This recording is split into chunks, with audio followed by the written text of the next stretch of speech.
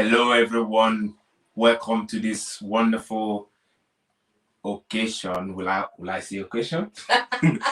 Yeah, it's just relationship chat we're going to have today. And we are so excited for this opportunity to have a conversation around issues around relationship. Yes.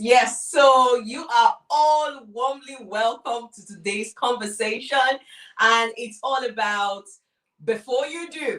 Okay, so we have a special guest, and we felt that we've been doing a lot of things that has to do with, married people, looking at sexual intimacy.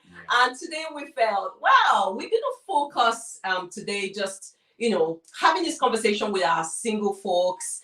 What do you do whilst you're waiting, basically? So how do you prepare yourself? And today we have a very special guest. So we're looking forward to her joining us in a couple of minutes. And she is Dr. Ezine Kazi. So I would allow her to do the honors by introducing herself when she joins us. So we will start off, we'll kickstart the conversation awaiting her arrival. And I'm sure that a lot of us are so looking forward to this. I'm looking forward to this conversation. Yeah, because before you even get into the issue of marriage, yes, you need to think about who are you yourself. So that's why we've actually spoken to a lot of married people, and we realized that the problem starts from the time before marriage. Absolutely. Now, let me just first of all introduce ourselves, because there might be some people looking, just chiming in today and they don't know who we are. Yeah. So my name is Amara Amaogo. And my name is Gospel Amugo. Yes. So we co-host on Relationship Builders Forum. And basically what we do on that platform is we talk about love, everything about sex and everything about relationships. So that's what we kind of very passionate about this. So if you're joining us for the first time, you're warmly welcome. Please, could you let us know where you're watching from? Yes. So go on. The other thing I would want to say is please share this link to your friends, especially singles, those who really want to get into marital relationship. They would not want to miss this opportunity. Absolutely. So please do let us know where you're watching from. Okay, I'm looking away. I'm not looking away from you. I'm just trying to see, the comments that are coming up right there. So we have a Foundation for Family Affairs. Great. I'm so looking forward to it as well. You're warmly welcome. And we've got Everyday Matters. Oh, it's been a long time. Thank you for chiming in as well. And we've got, she's right here. Thank you. And we've got Denise as well. So thank you for joining in. So we're looking forward to many more people joining this whole conversation. So like I said before, today we want to talk about before you do. So just like single ladies, single men out there, what do you do whilst you're waiting? Yeah, that's really important because what you do while you're waiting may be the distance between you getting that right person and enjoying your marriage. Yes. So now I want to ask us. So I know that a lot of us are watching now. So some of us are married, some of us are still single. So how did you prepare? What were you doing whilst you're waiting, basically? So what did you have yourself preoccupied with? What were you doing with your time? So please, can you kindly share on the chat, because we would love to have this conversation as interactive as possible. Okay, so please let us know, what were you doing whilst you're waiting? Tell us. Now for us, and maybe we can tell our audience what we were doing whilst we were waiting. What were you doing whilst you were waiting for me? The one thing I know I was doing is preparing. I was actually preparing for marriage. Yes. I was reading books. I was going for conferences. Yes. I was thinking about planning what will happen when we get married. How we're going to build our life together. What are the goals we need to achieve? We had those conversations. Yes. Apart from us having those conversations, I was also building myself to be a husband, a good husband, not just a good husband, but a father, not just a father, but a whole person. Because what you bring to your marriage is what it is. Marriage doesn't make you happy or unhappy. Yes. You make your marriage what it is. So if you're an unhappy person, you get married unhappy. Yes. Because a lot of times people say, oh, I'm very sad in my relationship. I'm married and this is not the marriage I expected. We always say that marriage is the the product of your marriage is the product of the individuals in the marriage. Okay, so you cannot expect your marriage to be, to be of quality if you both haven't built quality. Exactly. Now we've got a comment on the chat. We've got Thelma. Thelma is chiming in from Scotland, and she says, I was focused on building my character, working on anger and communication, and pursuing my career. Absolutely. Yeah. This is spot on. I think that has to do with competence, Building that skill. Yeah. Yes. Like she said something about anger, and I just remembered, before we got married, we had issues. Yes. Where I expressed myself in a very angry way, and that made me think, man, if you really want to get married and be a good husband, you must work on how you manage your emotion. That's really key. Building that capacity to manage your emotion maturely is really important. So while you're waiting, before you do, build competence. Yes, build competence. For me, actually, what was I even doing when I was waiting for you? Basically, I focused so much on my developed self-love. Because a lot of times we get into marriage saying, oh, we want someone to come and complete us, but in itself we are fractured. We actually need help in ourselves. So I focus so much on finding myself, finding my inner person, finding, what's my purpose? Why am I here? What am I created to do? What exactly can I do to make myself better, to bring smiles on people? I mean, this is what I spent quite a lot of time trying to develop. And a lot of people go into relationship without having found purpose. Yeah, it's really important because you can't just get into a relationship or marital relationship with someone when you've not discovered yourself. Absolutely. Because marriage for me is two people who have found their purpose in life coming together and to reach a destination. So if you don't know who you are, it's like a man who has not found himself and is thinking about finding a wife. How does that work? So for me, that journey of discovering myself was part of what I was doing before I said to you, I want to get married to you. Yes. Apologies to those watching. I'm not in any way, I'm just trying to multitask because obviously there's been some technical issues with our guests. So when you see me look away, I'm just trying to coordinate to be sure that, everything is all straightened out. Now, we also have another comment on the chat, and Everyday Matters is saying that I was desperate at the time, but I got to a point where I had to let go and concentrate on making myself better and building my career. This in itself, I cannot overemphasize how important this is.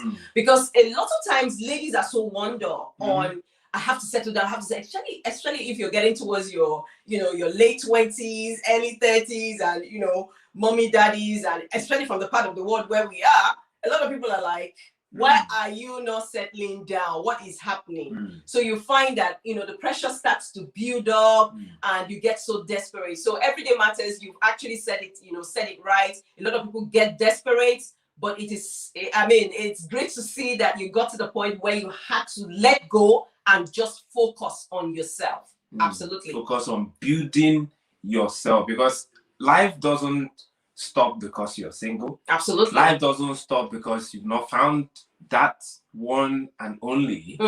In fact, you have to actually focus more on because there was a video we did and we were saying that you don't get married if you really, really need marriage to make it in life, to be successful as an individual.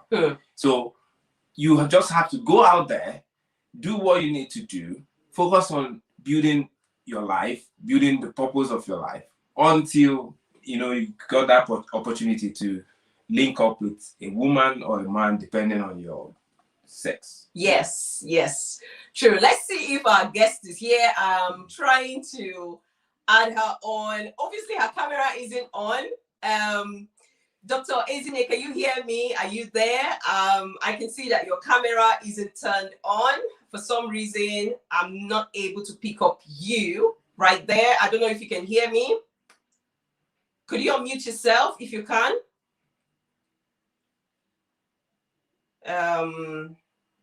Okay. So there's been some issues there. I can actually see she's behind the stage, but her camera isn't turned on. So Yeah, it's challenging. Yes. Yeah, let's keep talking. When we say discover yourself, it's not just about discovering your purpose. You should also discover your strengths and your weaknesses. Yes. Because sometimes you just think, okay, fine, I'm getting married, you know who you are. And when you get into the relationship, you find out that there are weaknesses about you've not dealt with. Yes, it comes to the surface. And those weaknesses can actually impact on the relationship. Absolutely. Relationship. Yes. So when you discover those weaknesses, they will help you to work on them, minimize them, and then you look at your strength and focus more on your strength. Absolutely. Absolutely. Everyday matters is actually echoing, some of the things that we're saying. She's saying that and the thing is that when you are desperate, you tend to meet all kinds of people. Yeah. So you don't even you settle for anything. Yeah. Because you've gotten to the point where I'm on the clock, time is running out, I have to settle down, and then it's just basically anything. It doesn't mean that it's right for you. So she's actually captured that point very well. So, but the challenge is that society sometimes puts so much pressure on people, singles, that people just want to get married. Imagine where your network, every time you see your friends, they ask you, hey guy, when are you settling down? Yeah. Hey guy, what's going on? When are you bringing the babe? So it becomes like pressure point for you, especially when you're comfortable as a man. I'm talking as a man now. Financially, you're okay. You're more than 30, and people feel, what's going on? You need to get married. Yes. That makes it difficult for a single man, because you just want to please people around you. You want to please family. You want to please friends. You want to please your social network. Yep. And if you don't take your time to sort out yourself, that's true, that becomes really, really challenging. You can actually step into a wrong relationship, and those people who pressured you into getting married will not be there to live your life for you. That's true. Now, you don't get married expecting that somebody is going to make you feel, because that's why some people get married. Sadly, a lot of people get married because they feel that, when I get married, this man is just going to help me be that person that I'm supposed to be. Now, we always say that, marriage is about two independent people coming together so that they can be interdependent. So if you haven't discovered yourself fully and you're coming into a relationship expecting that, this person is going to complete me, then you'll be putting a lot of burden on that person, because there is an extent to which a human being can actually help you feel, that esteem or whatever it is you're looking for, you're searching for. And there is a place that person cannot fulfill. So it's still up to you as a person to find that fulfillment, first of all, before you come into marriage. Yeah, the funny thing is that some people don't even get to that phase of independence. Yes. Because not necessarily because they don't have good career, not necessarily because they are not successful on the job, but because, if I use decision making, for instance, they've not come to the point where they have to make decisions independent of external influence. Absolutely. I still have to talk about male gender here. For instance, as a man, you don't make decisions without consulting your siblings, without consulting your parents. They have to tell you what to do. Some people don't even know where to live. Their parents need to say to them, you have to live in this part of the world. Yes. Or else they don't make that move. Yes. So if you've not gotten to that point of independence where you take responsibility for your life. Yep. If you're failing, if you're succeeding, it is your decision. It is your responsibility to move your life forward. Where if you bring in a woman, you will be able to make decisions independent of external influence. Then you're not really at that point where you can actually get married. Yes. Yeah. Yes. So please, you're watching us now. I just don't want us to just be talking to ourselves. So please, on the chat, just let us know, what do you think, apart from the things that have been mentioned already, how would someone prepare themselves for marriage? Because I see that, there's a lot of emphasis on the ceremony, the wedding, the dress, the pre-photo shoot, the post, the wedding, everything is all like fancy, fancy. There's a lot of emphasis on that. But there is less emphasis on the journey itself, the marriage itself. So how do you think that, apart from the ceremony, it's good to have a fantastic ceremony. Please don't get me wrong. I'm not saying don't have a fantastic or fairy tale wedding like some people imagined it, but how do you prepare yourself for the long haul? How do you prepare yourself for the process? How do you prepare yourself for the relationship? Because these are key questions that people do not really delve deep into in their relationship. And I think this is why we have a lot of fractured relationship. A lot of people are struggling in their relationship. And it is very, very important for us to address this. Yeah. Talking about preparation, I just thought about the fact that for you as a lecturer, just allow me to use that instance. You had to prepare. You had to go to the university. You had to specialize on an area. And without those preparations, you wouldn't be employed as a lecturer. The same goes for medical doctors. Absolutely. Whatever profession you go into, there are levels of preparation steps of that preparation you have to go through. Yes. Without that, you're not competent. You're seen as incompetent to take on such responsibilities. It's just like going for a job. Exactly. You have to be prepared for it.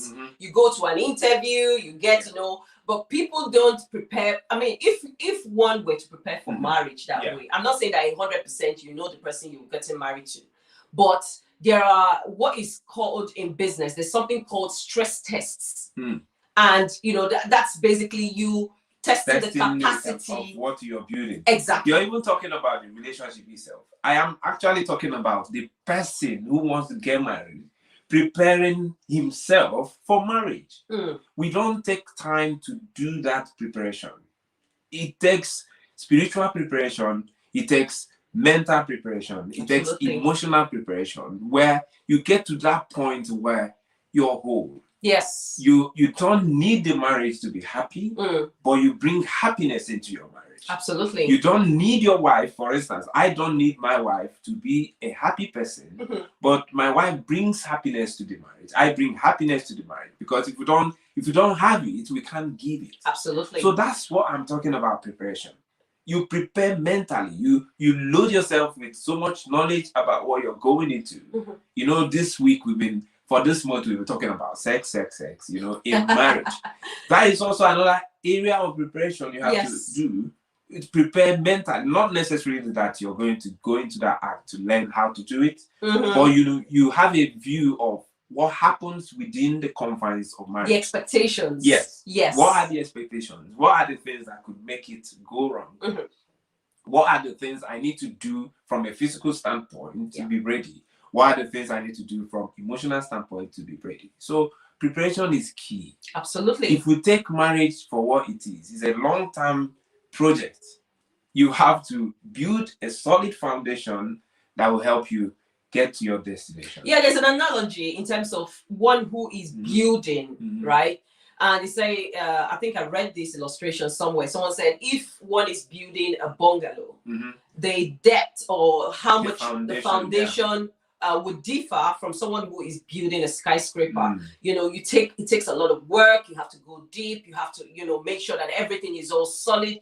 And look, if you're preparing for your relationship and you want to be in it for the long haul, there is certainly a lot of preparation that has to be made before you come in. And this is being echoed by, you stress the point about wholeness, and Foundation for Family Affairs said, yes, it must come from a place of wholeness, not neediness. And I do like what Everyday Matters have just put up. She says, I would say, don't get married because you're under pressure.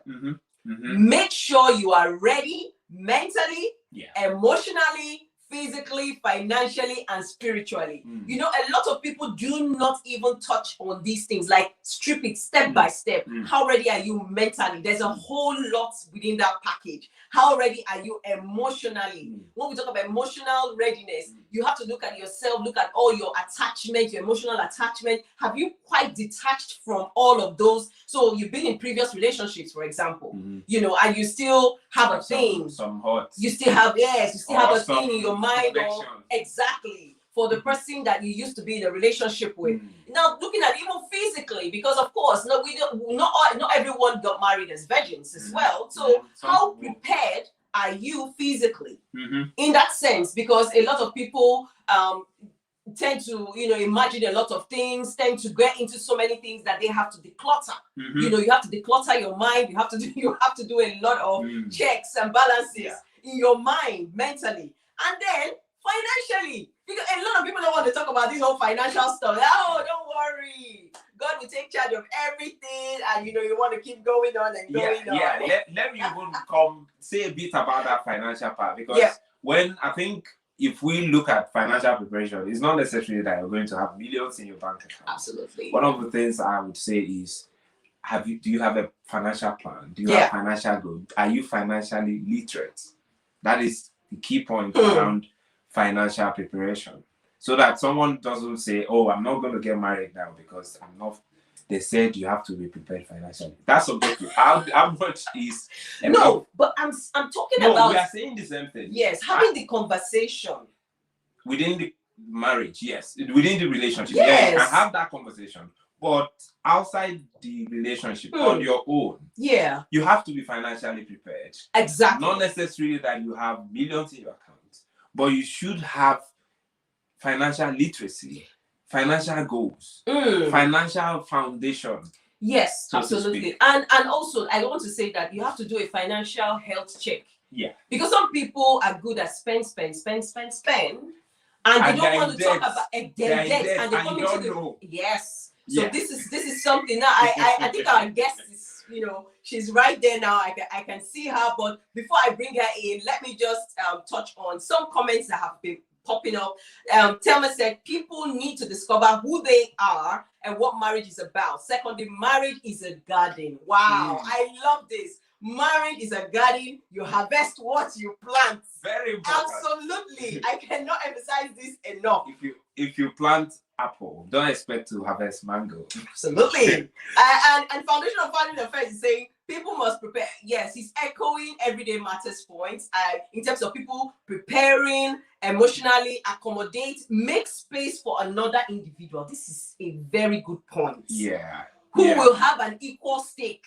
Let's leave that one. Yes. Because if we go into that equal stake, some people will argue with you that there is no equality in marriage. You know what? So let's bring in our guests. Let's bring in our guests, because I think this is getting really interesting. So yes, yay! We finally made it. So we have Dr. Yvonne Kazi here with us. Please, can you introduce yourself to our audience, because a lot of them don't know you. Please introduce yourself. All right. Good evening, everyone. I'm glad to be here. My name is Dr. Yvonne Kazi. I'm a certified relationship coach. Yeah, I think Thank you, Brenda and Gospel, for bringing me here. I'm so excited. My apologies for coming in late. It's fine. Better late than never. So we are so happy to have you here, and people have been so looking forward to having this conversation with you. Yes. So do you want to go? Yeah, I think there's echo on. There's a background noise. I don't know. There's a background. There's a feedback. There's a feedback. So I don't know if it's from your end. Yeah, I think so. So we can have a seamless conversation. Yes. Yeah. Good. Is it clear now? Yes. Fine. Perfect. Good to have you here. Wonderful to have you. I wish you're here physically, so have this, make it like a round table conversation where we are talking and we are sipping some juice or something like that. Okay. Before you do, just share with us, our audience. I know they are itching to hear from you. what do we even mean by before you do? Okay. Thank you for the opportunity. Before you do has to do with before you get married. You know, it's not enough to just desire to marry. You have to understand what you're going into. You know, I always say this, singleness is not a curse. We live in a society where some singles are ashamed because they are single, especially in this part of the world where I reside. Some people feel they should have been married and they are not married. So it's as though their world is just not settled. Yesterday, I got a message on my page on Instagram, and this particular lady was saying that she feels like taking her life. I was shocked at that message. I said to myself, has it gotten to that point? So when we talk about before you do, we want to bring the reality to you, you know, because when you are conversant with the reality, you understand that marriage requires your preparedness. Marriage requires your readiness. So there are certain things you need to know before you get into marriage. So before you do is simply what you need to put in place mentally, psychologically, spiritually. Every area of your life, you need to prepare for what you're going into. The truth is that people get married with the wrong mindset. Even people that think they know what marriage is all about. I can boldly say that marriage is demanding. If you don't have what it takes, you cannot survive marriage. So you need to prepare ahead of time for what you want to get into. Sometimes when people realize what marriage is all about, they are no longer in a hurry. Some people are no more in a hurry. They will prefer to prepare themselves before they get into it. So before you do, it's you coming to terms with what it is. You know, because a lot of people are under pressure. They are under societal pressure. Some people are under family pressure. Some are even under pressure from their local assembly. You walk into church and they ask you, when are we coming for your wedding? So all of that, they are all pressures. But after this webinar, you're going to relax, okay? There's nothing wrong with being single. Wow. You want to go in? Yes. I want to say, because there was something you said when you were describing marriage. You said when people understand the challenges, the demands. Yes. When people understand the demands of marriage, you side in such a way that it's kind of alluded to the fact that maybe marriage is one kind, something very tough and difficult. So no. Are you saying, because some people might be listening to us now and feeling like, oh my God, I don't even want to get into this, because when you're talking about demand, it looks like it's such an uphill task for someone. Maybe we can explore what she meant by demand. Demands, yes. How demanding marriage is. Could you tell us? Okay. Demands, yes. Marriage is not an end, it's a means. Marriage is not an achievement. Marriage is work. But the way God did it is all wrapped up in pleasure. Because when I mean marriage is demanding, okay, let me even start. Before you do, you should actually know what you're doing. You should have a life. The very first man on earth had a life. If you look at that story, the very first man on earth, Adam, he didn't go about looking for a woman. He had a life, he had purpose. He was clarified on what his job on earth was. He had an assignment. He had the master plan. He knew where he was going. He knew what he wanted to achieve. So before you do, you have to know what you are doing. You have to have something to offer. Now, when I made the statement that marriage is demanding, because I handle a lot of marital cases, people walk into marriage to receive, but marriage places a demand on you.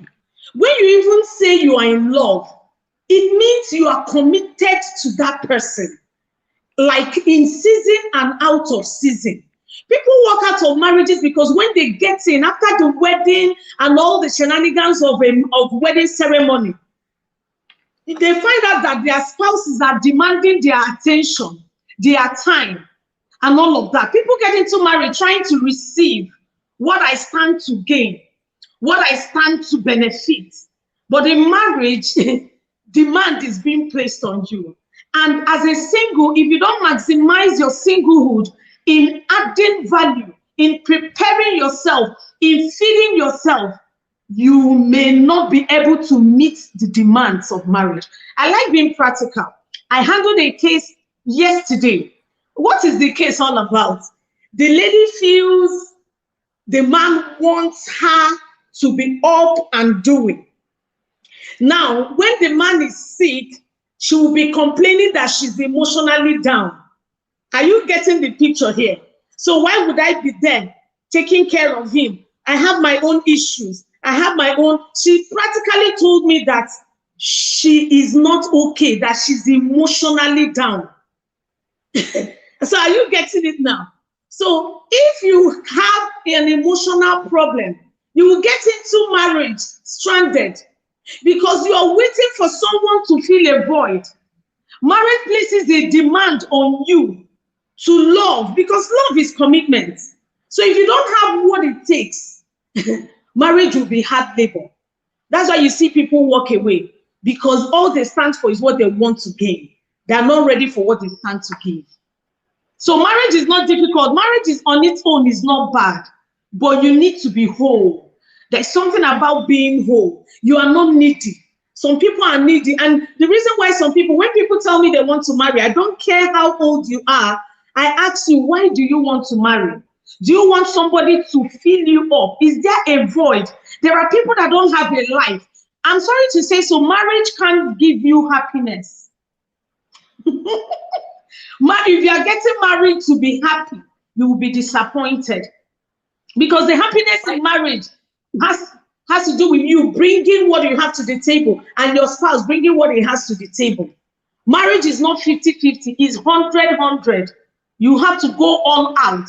So if you're single and you are needy, you need emotional support, you are not whole, there is something in your soul, you are insecure, you don't have healthy self-esteem, marriage may not be an option for you. So you need to prepare ahead of time. You need to know what you are going into. I've seen some people that desire to marry wealthy people. It's a good thing. But if you don't have plans to bring in wealth, it means that anytime your spouse fails you financially, the marriage automatically ends.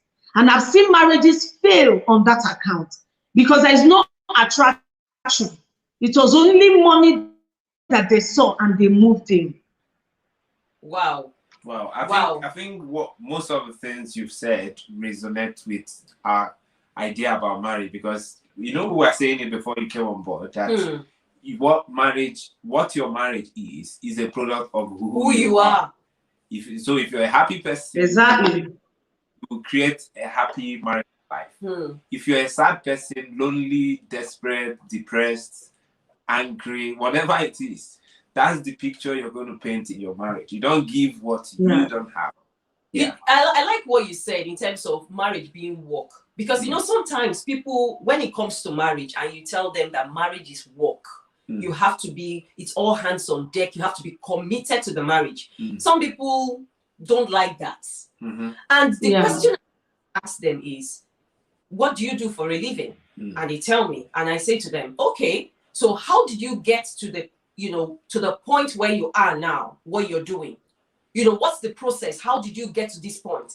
And they say, oh, first of all, I had to go to school, I had to graduate, I had to write some certification depending on who I'm speaking to, and then I had to build experience, and I had to do this, and I had to make a lot of applications. I said, the first job that you applied for, was it the first job you got? No. How many jobs did you apply for? Oh, no, it took me a lot of preparation, it took me a lot of hard work. So why is it that this one single thing that is supposed to be mutual in terms of both of you being happy, you do not put a lot of preparation to it, do not put a lot of work to it? And this is what I post to them. I think when we talk about hard work, it doesn't necessarily mean suffering. Yes. Hard work Yeah. means, like you said, committed, staying committed to it, bringing your best to it. Because we always see love as you giving. Yeah. Giving your best, being your best for that person. You know. But if you are coming in, like you said, to take, yes, you don't take, okay, you keep taking. What of the person you're taking from? Yeah. It has to be mutual. Yes. You know? Absolutely. Now, I just have a question to ask you. From you, thank God, I like to be practical. From a practical point of view, what is it that you would say to our audience if you had known it before you got married? This is what you would have done. We are saying before you do. Yes. What is it that you did not do before you did? Wow. That's a very direct question. You know, when I say this, people marvel. If what I know now, if I knew it before I got married, I would have waited much longer. I know some people will be shocked at that. You know, because when you get married, you start having children and all of that, you are no longer living for yourself. When I was single, I would have gotten many certifications because I love education so much. I would have done my master's, I would have done my PhD, I would have traveled to so many countries. I would have even established this relationship because I knew my purpose, but I put it on hold. In fact, if you're single here, open your ears. I knew my purpose, but I put it on hold. So I felt I had all the time to explore my calling and all of that. But now in the marriage, I am constrained. Yes, I might not go into details, but I am.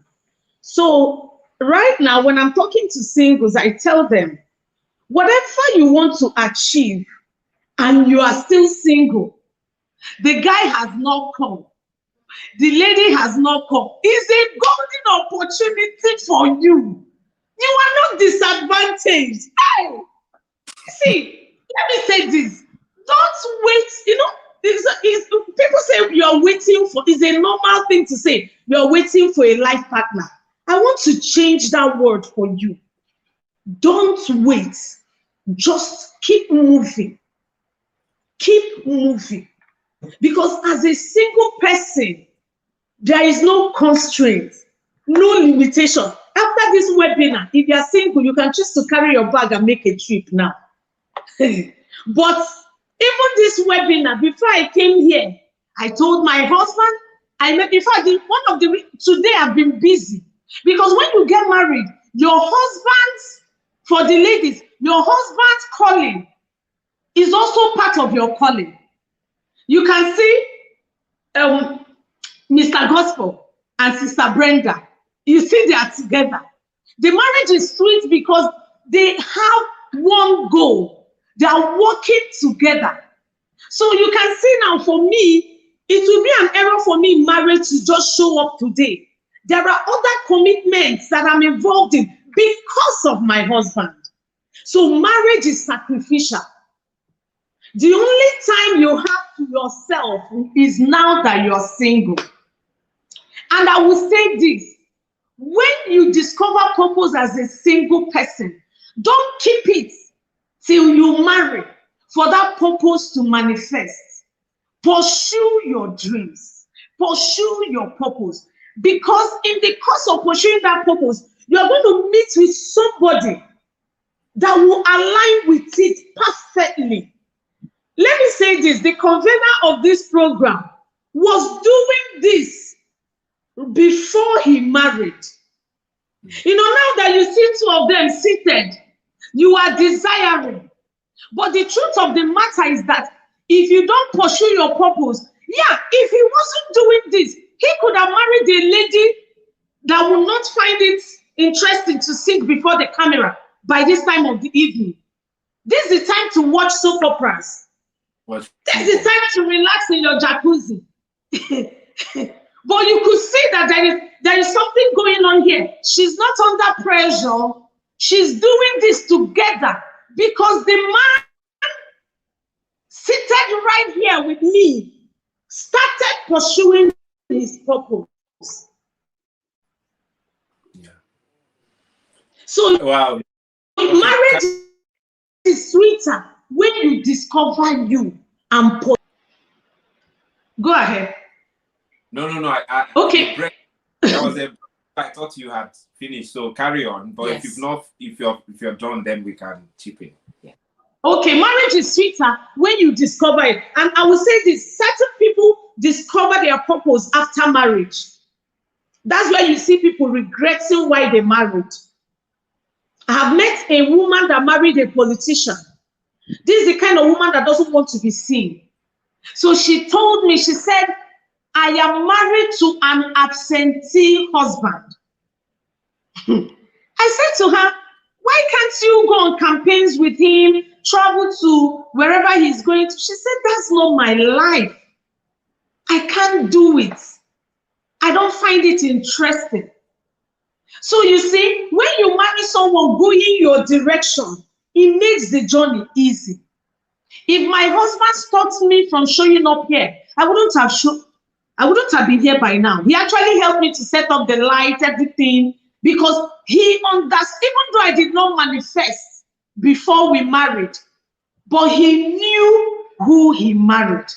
He knows that I'm out there. He knows he cannot stop me.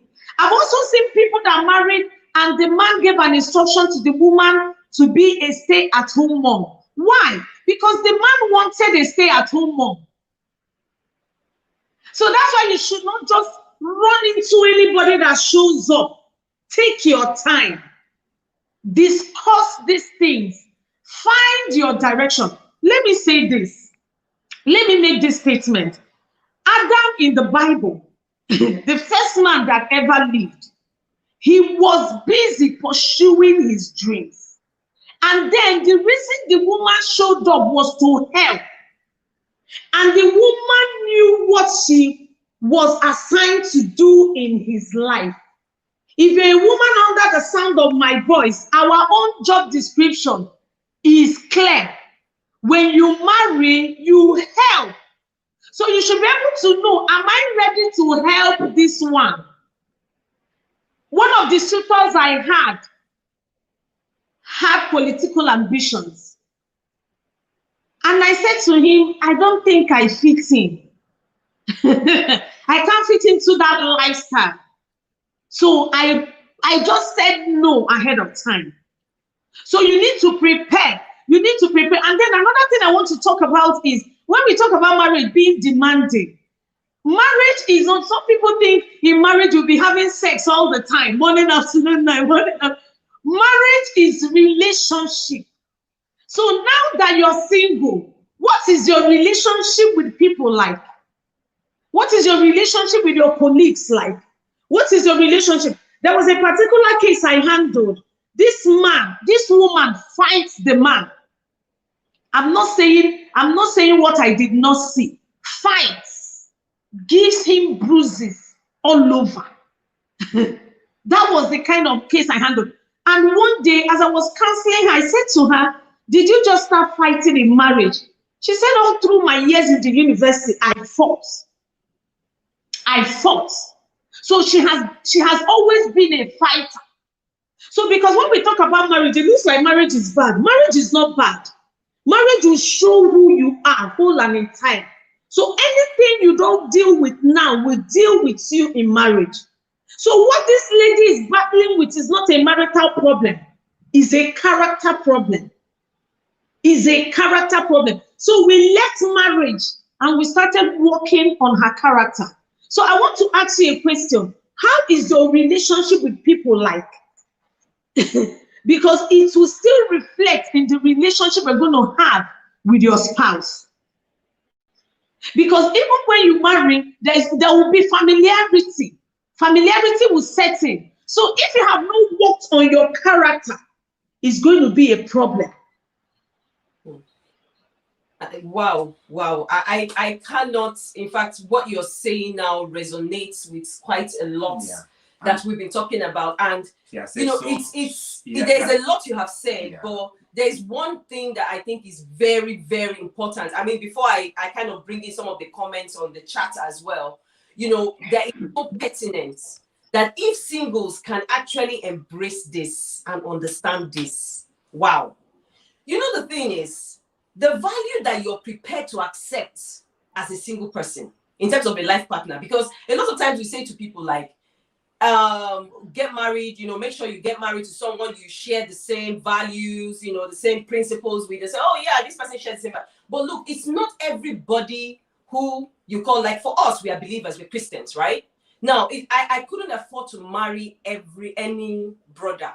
Any believer.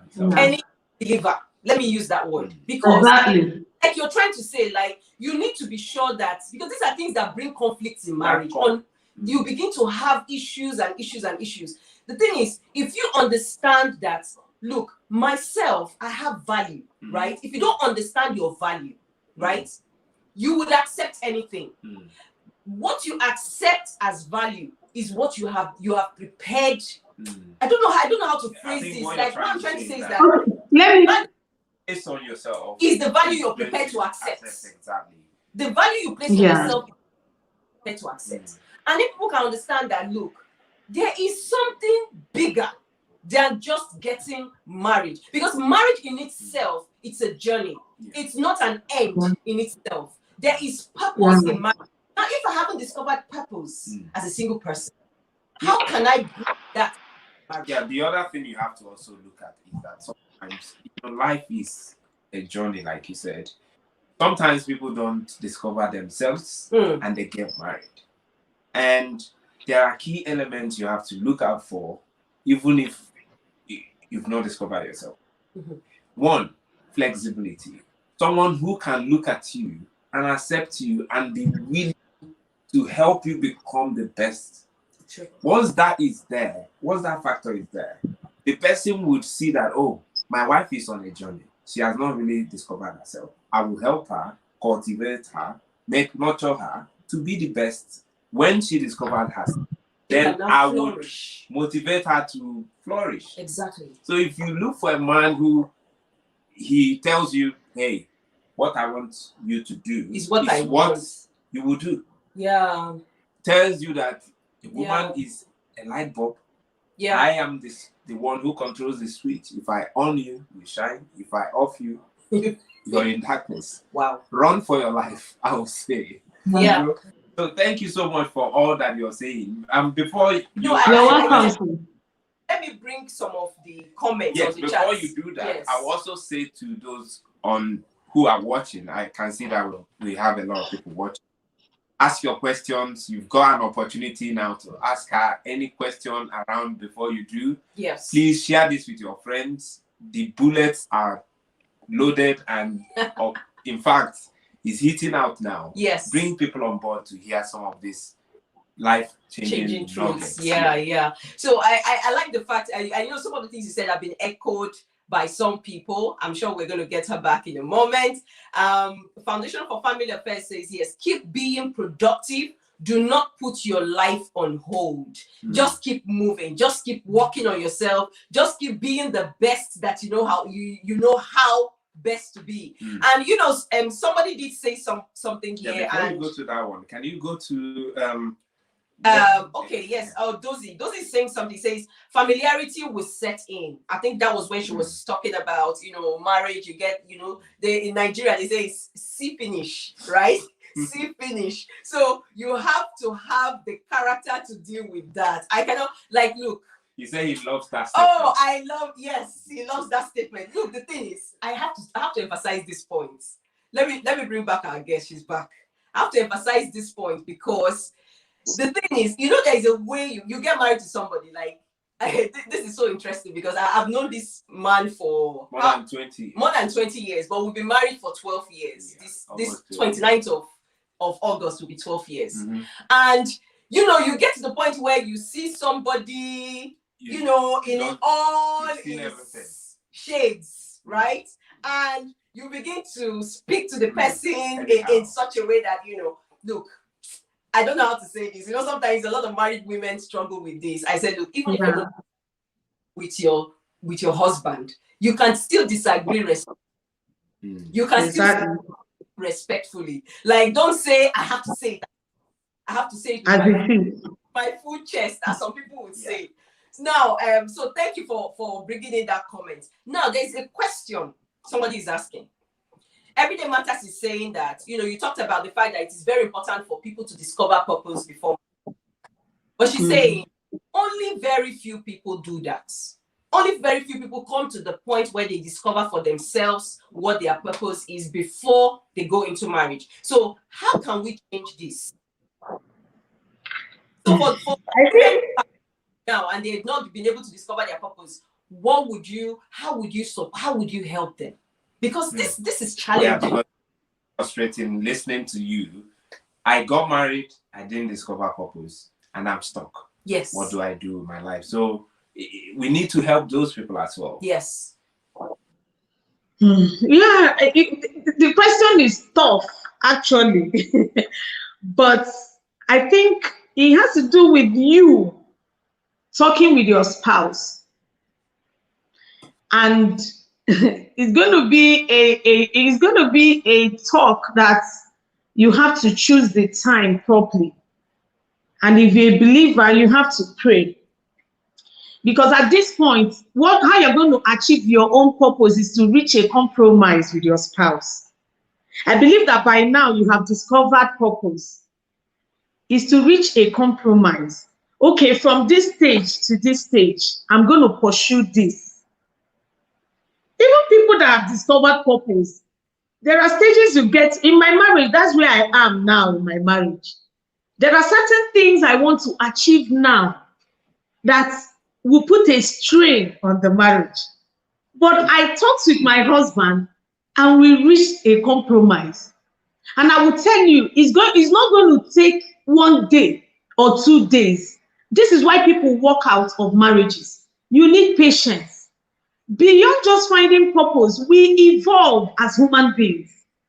The more you keep learning, you keep growing, you keep advancing. So what you need to do is to have this talk with your spouse and give him or her time to accommodate the real you. Because even when you discover purpose, there are times God will not give you the whole picture. And that picture may be overwhelming for your partner. So you need to talk and reach a compromise and be patient with your spouse. Sometimes you need to add prayer and fasting for your spouse to see who God has made you to be. And I tell you, now see how it goes. Some couples take off on their own. After all, am I going to waste my time with you? I will still be married to you, but I will do my thing. When you do that, you are reducing the power you would have used as a couple.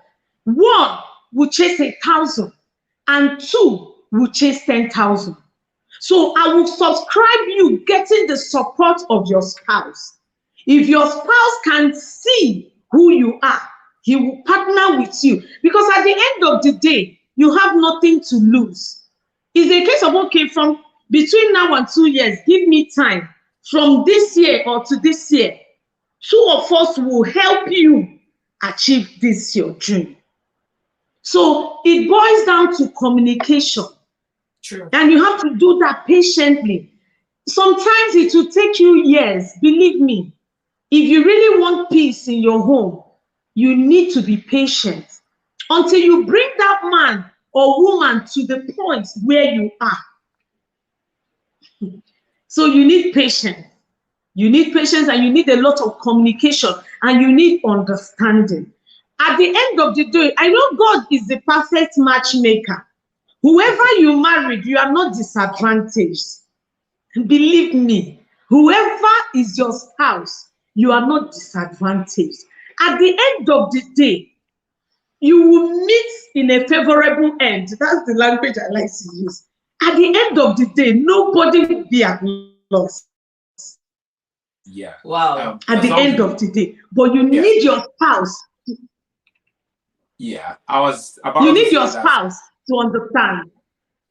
Yeah, I was about to say to you that some people will argue differently, because when you say at the end of the day it will all work out fine, if I would paraphrase what you just said, some people will say to you that I really want us to work together, but my spouse believes that yes, we are married, but everyone has to do their own thing, make their own money, serve their own life without any uniform like working together in unity, because that's how they'll be raised, that's what they understand marriage to be. Yes. You know, in that instance, what do you suggest for that kind of person to do? Okay, I also want to say that working together may not necessarily be two of you doing a particular thing. Like as I'm here, my husband may never, even if my husband is doing something, it might not be relationship, it will never be relationship. We have another program tomorrow. He's organizing it, and I'm the one coming to speak. The one thing I will tell you, be at par with your spouse. You see, understanding a marriage is the ultimate. Even as you're evolving, evolve with your spouse. Most times when you marry, one person is growing, another one is stunted. Even if you know your purpose, if you are growing and your spouse is not in the same frequency with your growth, it means there is a problem. That's why I tell married people, when you buy a book and read, make sure your spouse reads that book. Even as we are in this webinar, my husband is watching. He's listening. So that is unity. You know, can two work together except they agree? Even if it looks like your purpose is facing different directions, you agree to support each other, nobody will be at loss. Yeah. Let's have a look at something. Probably your purpose requires money. If your spouse agrees with you, he will sponsor that. Like the school where my children are, we have never set our eyes on that man, but he is behind the scene supporting the school. One day I spoke with the woman. I said, how were you able to build a big school like this? She said to me, my husband is very organized. He does the planning and I do the execution. But another marriage, they will now be like, oh, what you know is to sit down there. Are you not a man? Pull out the strength from you and your spouse and maximize it. Yeah. The person might be the planner, the dreamer, the thinker, and you are the executor. At the end of the day, you will be fine. What is needed is understanding. That's what is needed, is understanding. And if you're single, don't marry an insecure man or woman. It doesn't matter how much you have discovered you will never land. Permit me to use that word. You will never arrive. Because at every point in time, he or she will feel you are overshadowing them. You are taking their place. And marriage is teamwork. Marriage is teamwork. Once one person is performing and another is not in support, you can't fly as high as you ought to. So your strength is in your unity. And I will call it unity of purpose. If you agree that you must maximize your strength, you will be fine at the end of the day. But where people have it, it doesn't even matter if probably you've married, the guy is a footballer and you're a relationship coach. Once he understands you and you understand him, you will reach a compromise, because true love is sacrificial. There are times you step down. I got a message. Let me use this as a practical example. I don't know her from Adam. She sent me a message on my Instagram. She said to me, my husband doesn't have a job and his family doesn't know. I am in a medical school right now. What do I do? I said to her, you are fine. There is nothing to worry about. Let him pick a menial job, because they're not in Nigeria. I don't know them, but explained this. I said, let him pick a menial job now while you study. Good enough, you're doing a medical course. So it means that by the time you study and graduate, you will start working. That means you will pay him through school. Are you understanding what I'm saying? It means that now he's going to work for you to pay your tuition. And after that, you're going to work for him. Like gospel said, marriage is not where you are being autocratic. I am the man. How can I do this for you? In marriage, there is always a compromise. You don't have it all. If you have your partner's need at heart, sometimes you step down. I call it stooping to conquer. At that point, you are helping each other to fulfill your purpose. Wow. You wanna go? Yes. I want one of the things that kind of was very striking in what you said is the fact that marriage is not a competition. You're married to somebody. You're not in the marriage to compete against each other. You're in it to complement each other. I love the fact that you talked about, look, there are certain things my husband is gifted at that I'm not.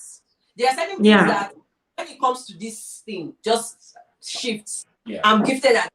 So can we just get to the point of accepting each other's strength, each other's weaknesses, and together we have what is called synergy. We exactly. potential. Because look, one of the things that can happen to a young lady or a young man who is thinking about getting married is being involved with someone who is very insecure in himself or herself, like you said. Because there's a lot of flexibility. There's a lot of, like you said, the relationship will evolve.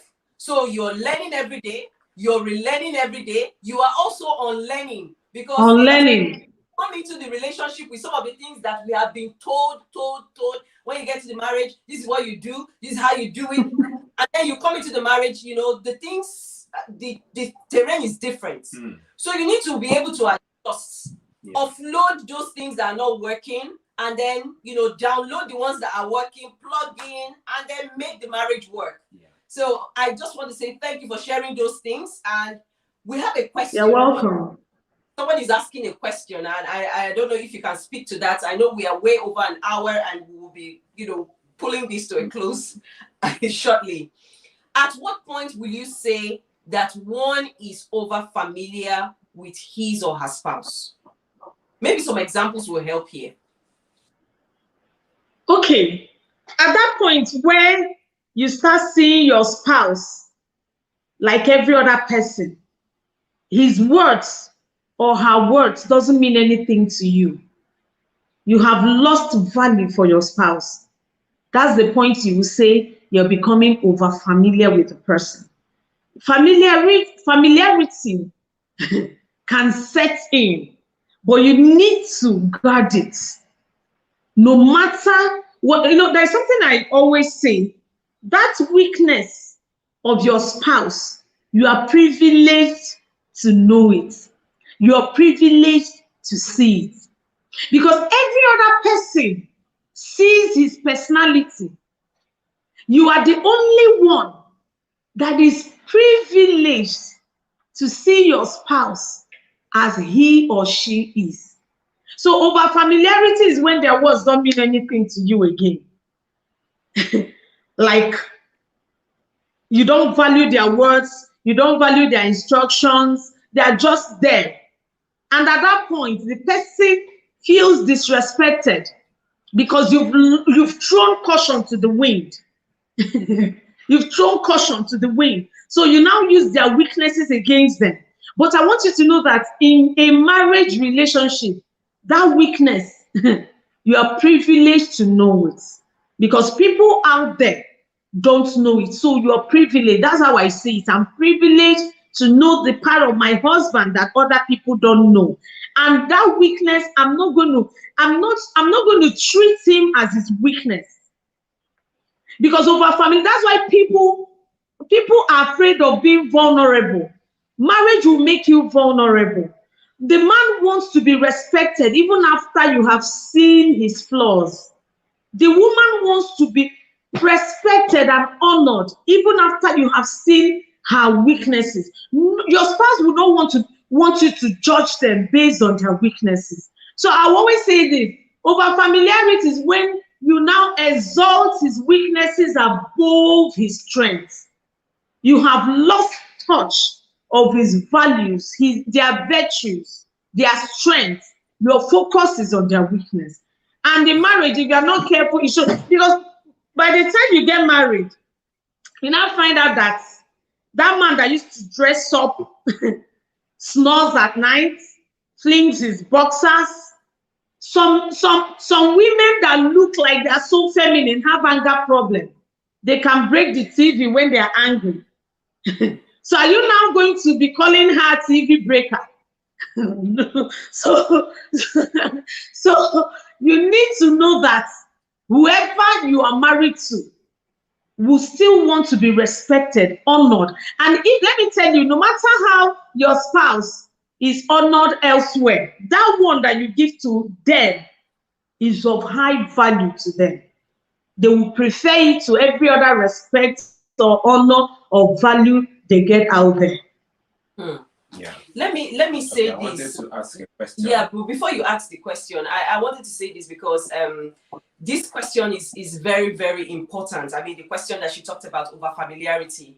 The thing is, there is a lot of mental health problems nowadays, and I think it's a very good point for me to talk about this.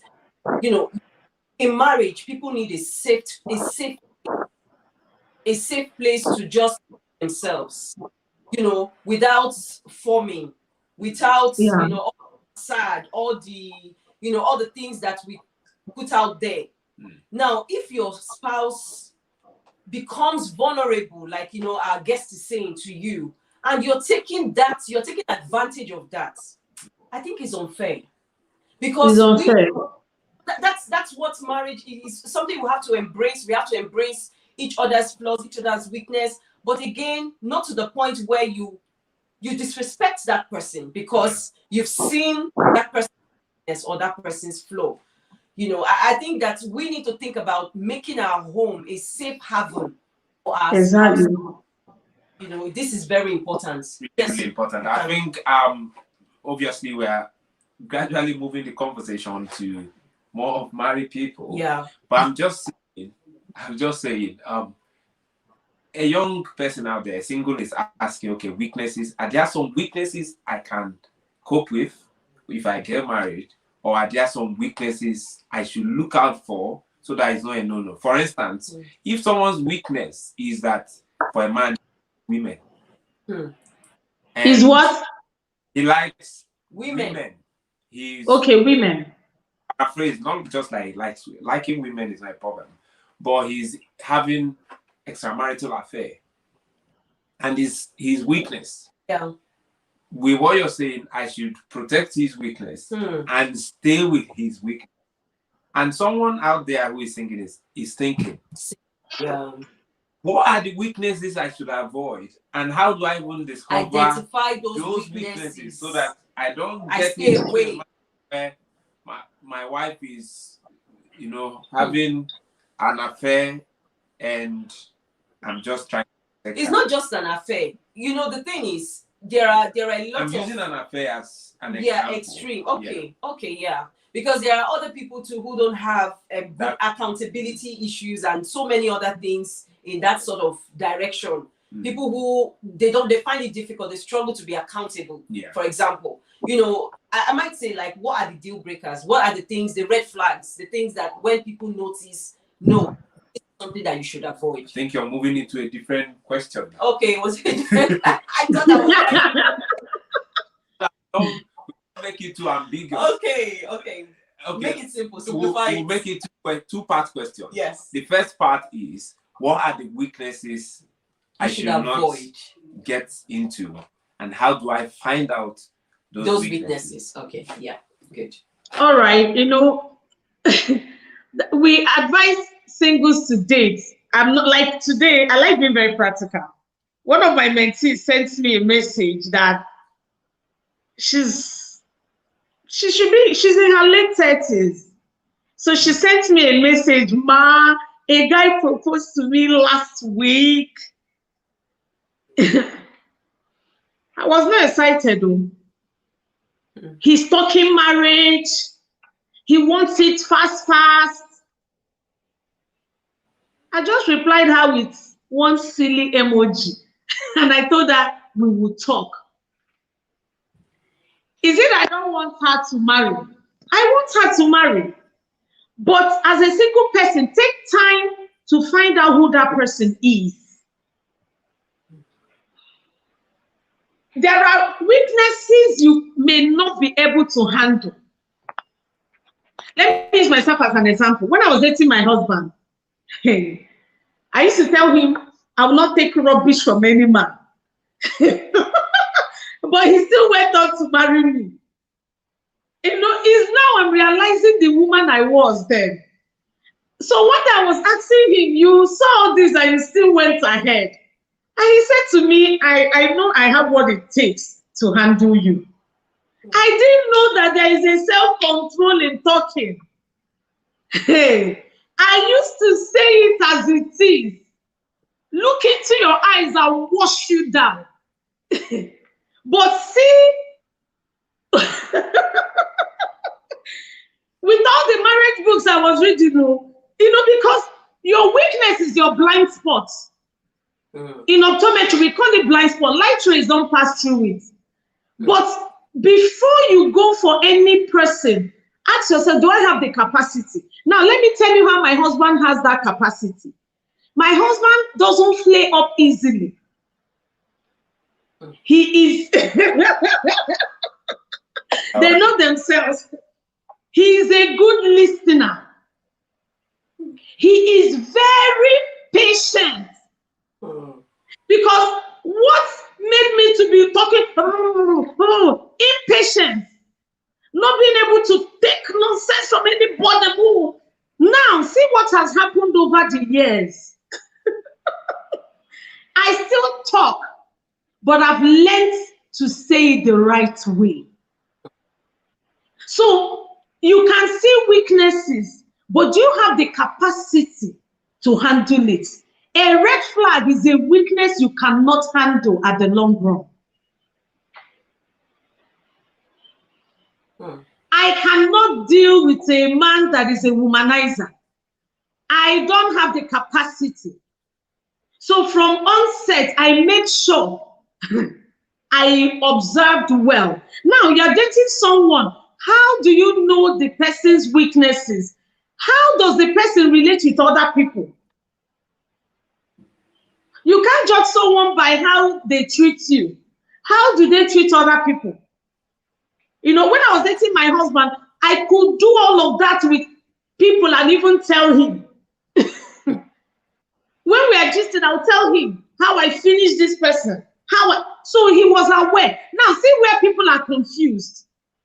You are seeing things that are happening around the person, and you are believing that with you that things will change. It will not change.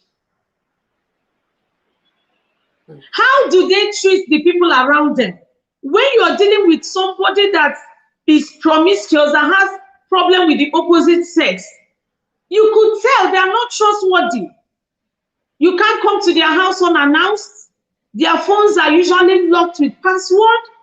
And can I tell you something? Most times, people don't even hide their weaknesses. This one they say pretend. In the time we live in, they don't hide it. So you have to see those things and make your judgments. Insecure people don't hide it. You are dating someone and they don't want you to talk to any other person. They inspect your phone to check your call log. You think it's love. Some people say he's a jealous lover. She's a jealous lover. My friend, you are dealing with an insecure person. So do you have what it takes to handle it? So for me, a red flag is a weakness you cannot handle at the long run. A weakness you don't have the capacity to tolerate. Because the truth is that nobody is perfect. That's true. That's the truth. Nobody is perfect. But there are things you know you cannot cope with. I cannot cope with someone that tells lies. I can't. So you're dating someone, their yes is no, their no is yes. When they greet you good morning, if you check the time, it's even afternoon. You can't trust them. Can you cope? That's what I ask singles. Can you cope? A lady once said to me that she's married to a womanizer. And I said, when you were dating him, didn't you know? I tried to know from the beginning. She said she knew and she felt she could handle it. I said, so why are you not handling it now? Why are you coming to me? She said, because it's getting out of hand. The man started by seeing other girls, but now he will leave the house and then come back after 1 month. That's the truth. I'm not exaggerating. There was a time she saw the husband's picture with another woman on Facebook. So it is not hidden. Most singles will tell you, I can handle it. You're a guy, you know you don't have what it takes. Because see what marriage is. Let me say this. Marriage should even improve you as a person. When I chose my husband, I knew that this guy will help me. I knew that he has what it takes. I couldn't have married, just like when Brenda was talking, it's not every believer you marry. This is where some people are confused. It's not every believer I can marry. The woman you're seeing here was influenced by someone. And he's still influencing me.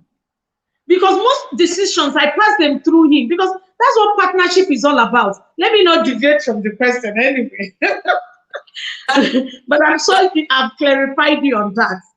Yes, absolutely. But then, so I think someone is asking. I think on the womanizer thing. Yeah, how do you? Someone is like, can you flash it? Yes. He's asking, how do you find out if the person you're dating is a womanizer? Yeah. Okay, the person is a womanizer. One of the ways you will find out is that they are not free. You know, the couple I'm seeing here now, even if they are not married, they can drop their phones anywhere they want to. You are dating someone, their phone is their treasured property. I'm not saying you should go about saying, bring your phone, I want to check. But that's one of the ways. They have secrecy. They are not playing. They'll tell you they are traveling and you don't have details. And they will now tell you, don't worry. You don't need to know, baby.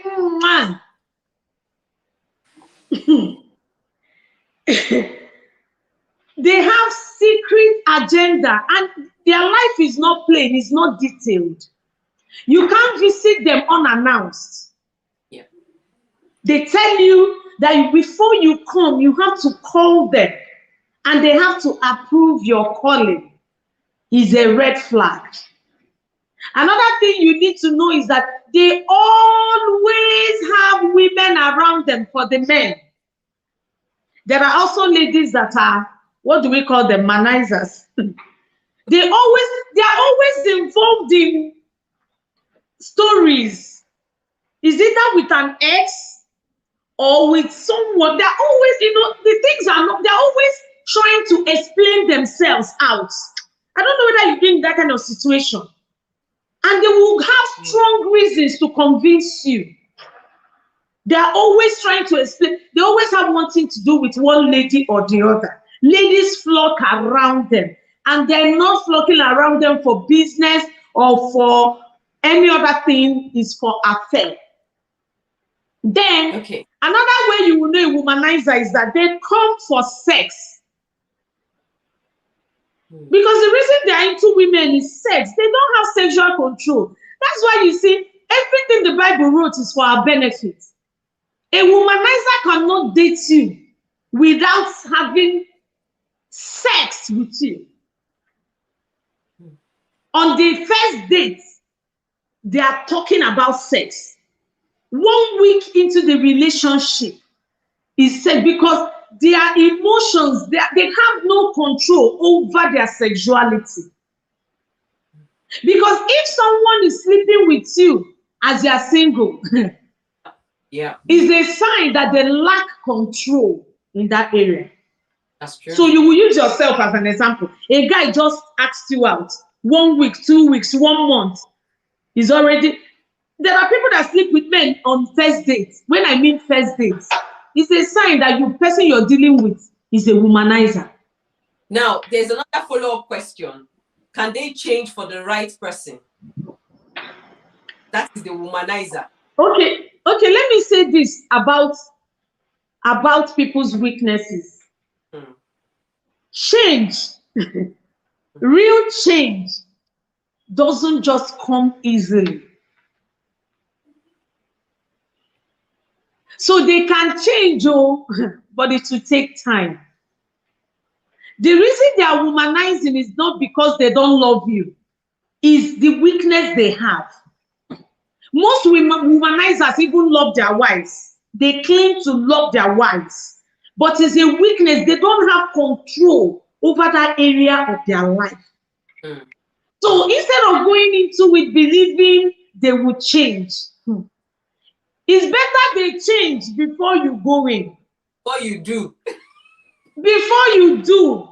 And that change is not just mere talk, I have changed. There must be a reasonable third party to witness the progress of that change. Because when they tell you they have changed, they will fix a wedding date. Beware of sudden wedding dates. I want to marry you quick. Most times when people are in a hurry, there is something they are concealing. If he's promising to change, he has gotten a mentor. There is someone he or she is accountable to. Like a guy reached out to me, I don't know who that guy is. He sent me an anonymous message. The lady is into men. The lady can embark on a trip and will not give him details. She will just tell him, I'm traveling to see an old-time friend, and she will spend the weekend and come back. I said to him, discuss with her. Let her know the implications of what she's doing and delay your wedding date. Bring in a third party. That's why we have counselors with you here. You have Mr. Brenda and Mr. Gospel and Mrs. Brenda. So you're dating a womanizer, bring them in. Don't ever have a relationship based on secrecy. Let it be between us. I don't want anybody to know. Somebody must know. Somebody must monitor that change, and it's for your own good. Because now that you're single, now is when you have the time to influence the person. When you marry, this game will change. So if that person is changing, let that change happen with an evidence, with a proof before you go in. Can I even tell you something? When someone is changing because of you, it's not a genuine change. People should change because they have seen the need to change. If they're doing it for you, it's not sustainable. You can't count on it. Absolutely. Now, I'm just kind of curious because someone is asking, just curious about to know what advice you gave to the woman whose husband is a womanizer. He's saying, what advice will you give to the woman whose husband she's? Yeah. I won't lie to you. We are coming back to you having a life. You see how this thing is coming back. You having a life. Yeah.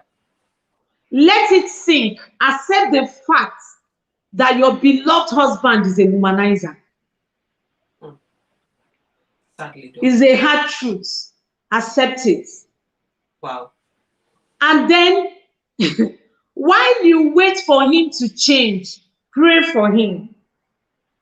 But while you pray, don't let that marriage center around that womanizing thing, because it's going to sap the joy of your marriage. I'm not going to be here to tell you to walk away. I don't do it. It's not my calling. But if you want to stay in that marriage, I think the lady is asking based on the instance you gave about the woman who came to you about her husband. You know, what advice you gave her? What advice did you give to that woman? Okay. The advice I gave her, of course, I told her to pray. I even prayed along with her. I had series of prayer meetings with her, just me and her. Then secondly, because the man was womanizing and she was reacting to his weakness. She was fighting him. She was bitter. She was angry. I said to her, you're complicating your own life with your reaction. I said to her, start dealing with him differently. I said, since you have decided to continue with the marriage, you're going to live with him like he's not a womanizer. And she said it is difficult. I said, you have to treat him like he's not a womanizer. Quit asking him, where are you coming from? Quit shouting. Stop shouting. Stop fighting. Devise a coping mechanism. That was what I told her. And she's still married now. She's coping fine. Wow. The other thing I actually want to add to that is that the fact that you can't change people. You know, people change when they've made up their minds to change. God will help them to change, but before marriage is not your role to change them. Yeah. After marriage is also to change them. Marriage will not change them if they've not made up their minds to change. And when you get to that point where it is what it is, what do you do? I think one of the things you need to do is to move on with your life and don't let the person's issue drag you down. Absolutely. If not, two people are flawed. You know, find a way. Like, I like the fact you talked about coping mechanism. Yes. Find a way to be yourself, live your life, and give him time and opportunity to change. If he chooses not to change, you shouldn't change because he has not changed. Because sometimes people become very frustrated, aggressive,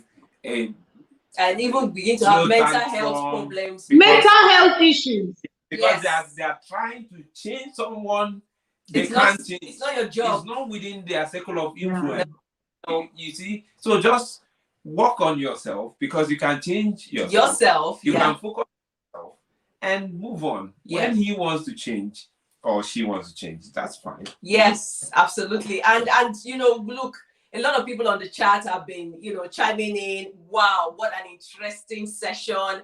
I'm learning. And, you know, so many people are saying, you know, very nice things about what you're doing. So thank you so much, our guests. And, oh, wow, I've got my student right here. Vanya, I see you.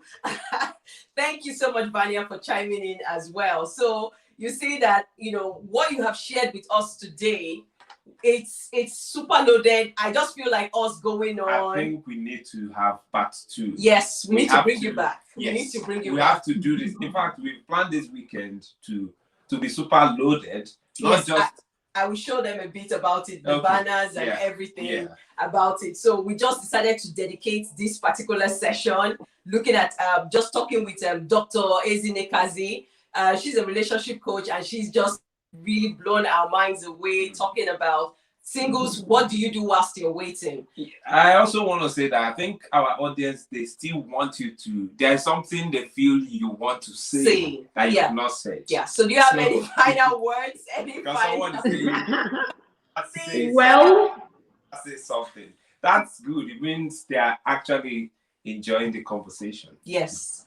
So do you have any final words for us, Dr. Kazi? Okay. The final word I have is, there is nothing wrong in being single. Maximize your singlehood. Work on yourself. Keep improving on yourself. The quality of your life as a single person will, to a large extent, influence the quality of your marriage. So as long as you're waiting, is an advantage for you, is a plus for you. You know, be learning, relearning, unlearning, investing in you, because it's what you have in you that you offer in marriage. In marriage, you can't give what you don't have. So utilize your singlehood right now. One of them is this webinar. So invite your friends to this relationship forum. Take it up as a duty. Let me say this. This is one of the ways to grow. Be part of this thing. Be part of it, because when you're part of it, you will learn more than people that just come in and they go out. Get more people in. Read books. Read books. Have mentors. They're already your mentor and they're accessible to you. We live in a world where, well, I don't know whether they pay for their mentorship, or let me not talk. But we live in a world where for you to be mentored, you need to have some cash. But however it is, even if you have to pay to them to be mentored, pay the price. I bet you're going to have an enviable marriage. Let me say this. The convener of this program, Mr. Gospel, I was attending his program as a single girl. But you see, here I am, 12 years in marriage, and I'm enjoying every bit of my marriage. I'm enjoying every bit of it because I had knowledge. So go for knowledge. Don't be in a hurry to marry. Take your time, pursue your dreams. The right person will meet you. Thank you. Wow, that's my head is blowing. Yeah. But it's okay. Thank you. I think it's been a long time coming, and it's been many years, and I'm so happy for what you've shared. We have series of questions here. Yes. And we wouldn't want to go back to those questions. Is she coming again? Yeah, she's coming again, definitely. She'll be here with us tomorrow at 7 p.m. Yes, she'll be here same time tomorrow at 7 p.m. So please do chime in. I mean, a lot of people are saying thank you. So a lot of people are thanking you. You're welcome. Like, wow, blown away. Thank you, Dr. Kazi. We got quite a lot of, thanks out there. Everyday Matters saying thank you as well. So I just want to say thank you to all the people that have chimed in, just to give you a bit of the programs that are coming up as well. So you guys are all aware about what we're doing. So tomorrow at 12 noon, and this is exclusive for couples, guys. It's exclusive. Yeah, singles can come. Yeah, you can come in. You can come in just to let me now.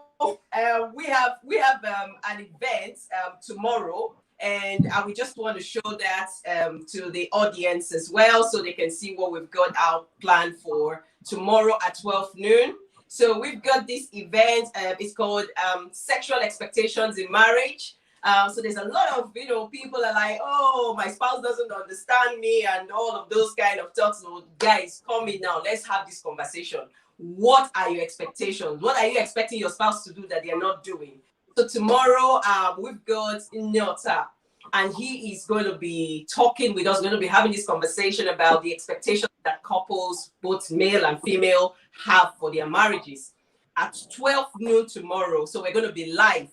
And we will also have Dr. Kazi again back in the evening at 7. Okay, so this is just like a series.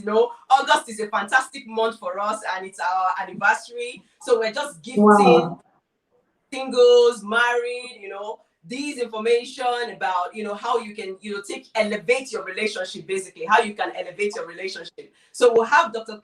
Kazi back again in the evening at 7. And then we've got another event. I want to share this event with you. And it's the barriers to a blissful sex life. This is another couple exclusive.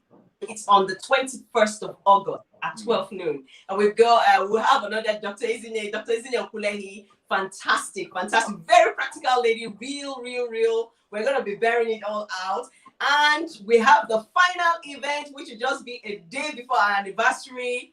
And it's on how to satisfy him or her. This one we are not opening up to anybody, so it's going to be exclusive. If you really want to attend this event, you need to register for this. And we have a clinical sexologist that will be joining us, Cecilia Agu. She's a fantastic lady, and she's going to be real. She's going to be sharing quite a lot of stuff with us. So these are the events that we got lined up, everyone. So please do feel free to attend these events. And we just want to say to you, Dr. Kazi, it's been an amazing time. Wonderful, wonderful. Amazing time. We can keep on talking and people will be happy to stay, but we have to end it here. Yes. We have to. We have to close the doors right now. So thank you. Thank you to all the people who came in, who chimed in, who got the chat buzzing. It's been amazing. We want to say thank you. And to our guests, we'll talk. We'll talk soon. Thank you so much. All right. Thank you. Thank you. Thank you. Thank you. Yes. Thank you all. Please, let's connect on all of our channels. Take care. Have a wonderful day. Goodbye. Goodbye.